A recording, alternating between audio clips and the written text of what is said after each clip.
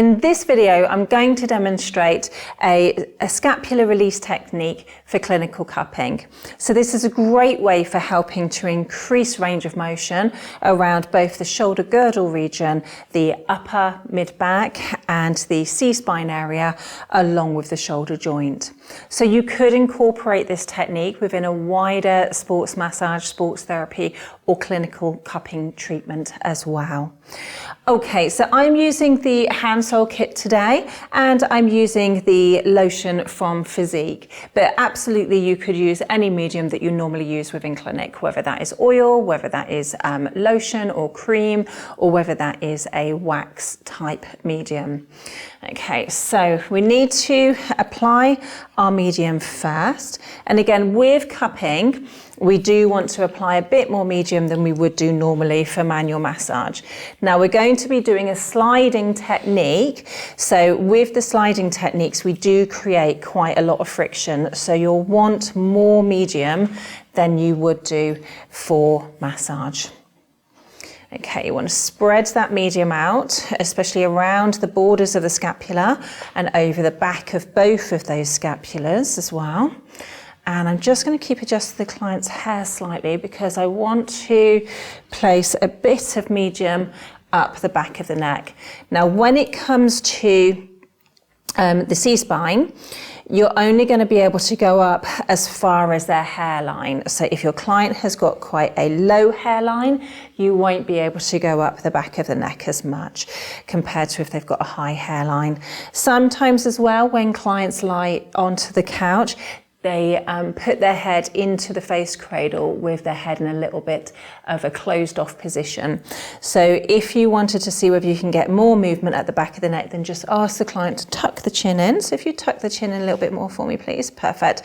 There you can see that has exposed her neck a little bit more. So now I've got a little bit more room to play with the cups. Okay, so that medium is on nicely.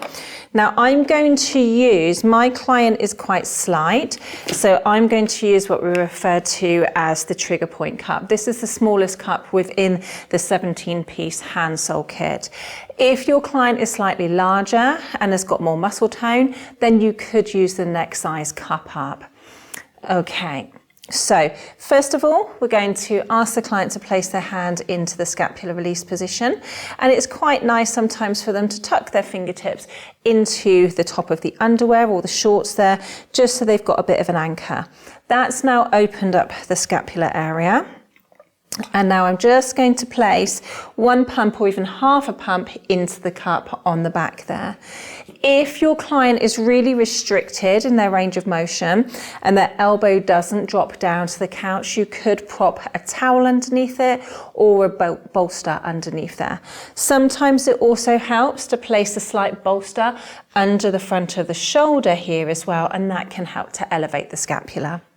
Okay, but with my client today, I can see where the border of her scapula is, and I can also see where the inferior or the bottom and the superior, the top angle is too.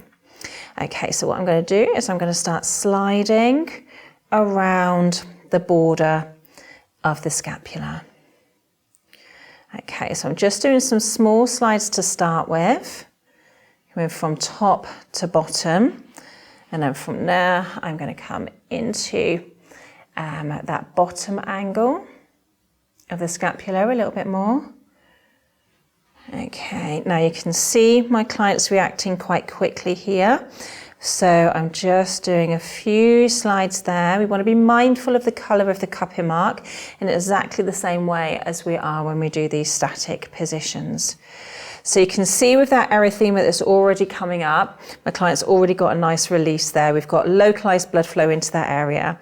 So now what I'm going to do is I'm going to start coming into the supraspinatus muscle at the top of the scapula here.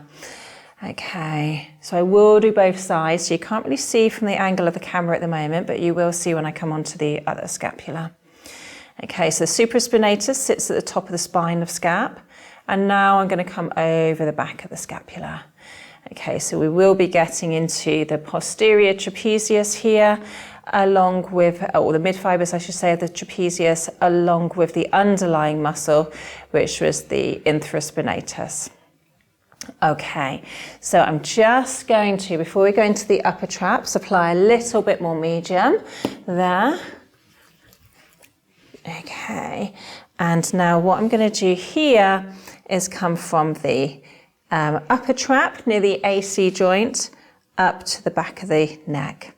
And then I'm going to come back over to the AC joint, across those upper fibers of trapezius, up the back of the neck. And I'm going to carry on gradually coming up and across until now I'm at the back of C-spine, just doing a small motion up and down here. We don't have to leave any marks on the back of the neck. Okay, now I've come over to the other side of the neck. Now I'm going to come into AC joint and up the neck. Again, towards the AC joint, back up the back of the neck, so that we're gradually covering the upper trap muscle and the back of the C-spine. Excellent. Okay, now as I'm covering that, I'm just making sure the client's shoulders are depressed here. And now I'm going to ask my client to swap her hand positions as I now start to come round the scapula. So she's going to relax this hand down, and this hand can come up, tuck in to there, and we can now see that that scapula has released itself. So now from here, I've got the spine of the scapula here, so I'm going to spend a little bit of time sliding over the upper traps and the supraspinatus area. And now from here, I'm going to come round the border of the scapula, going down towards that inferior angle, back up to the superior angle. Okay. And then you can see now that that localized blood flow is starting to increase, and now I'm coming over the back of the scapula. Okay, sometimes you might lose a little bit of that suction, so you could pop a little bit of suction, very slightly more suction into the cup if you're losing that grip on the tissue. And now we're coming over the back of the scapula. So from here, going over those mid fibers, the traps, and also targeting infraspinatus. Okay, back to the border. And again, making sure that you've got enough medium. If you want to go a little bit more laterally around the teres muscles, you're going to make sure you've got enough medium on there still as you slide. Okay, and you can see quite nicely, once you've been around these scapular regions and come over the back of the scapula into supraspinatus and the upper traps and onto the neck, you could easily come back to the other side, repeat that technique on both those scapula as long as there's not too much marking and too much discomfort. And then you could also slide into the wider area of the upper back as well. So if you relax that arm down, so we can see here how that lends itself to sliding into these mid fibers and over that rhomboid region a bit more as well. Okay, so that was our scapular release technique using the cups. So just to quickly recap that, so what we were doing first of all is applying our massage medium, a nice amount of medium into the upper back and over that scapular region, and making sure we're coming up into the neck as well.